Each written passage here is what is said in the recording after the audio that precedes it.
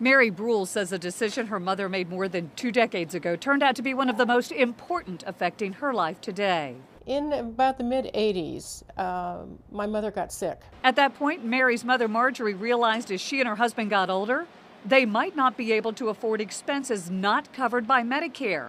So she invested in long-term care. I began to wonder about how long would our money last if we lived a long time. You're responsible for covering the costs of your long-term care needs, whether it's buying a long-term care insurance policy, whether it is paying for it out of pocket, or relying on the help of family and friends to provide your long-term care needs. Michele Manzo-Lembo is with Always Best Care Senior Services, an agency that helps families with in-home care and assisted living.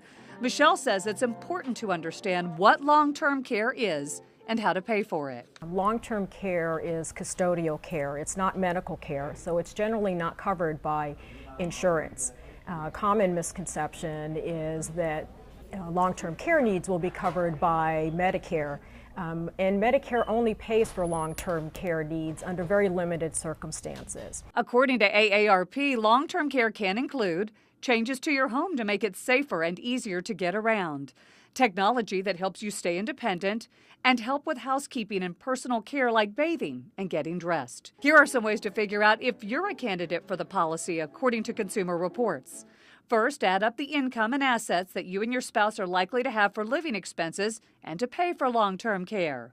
Figure out how much you should be able to pay out of pocket for your care and how much you would want an insurance policy to cover. There's also the elimination period to consider, which means you will need to decide how long you are willing to cover your own care before the policy kicks in. And Consumer Reports says you will pay less if you buy a policy before the age of 60. Mary says it's added to the quality of life and independent living that her mom and dad now enjoy at Pinecrest Place in Largo. My mother's health has reached the point where she needs assistance to what they call aids to daily living. And their policy covers such assistance, and so she has a home health aide that comes in daily to help her with these aids to daily living.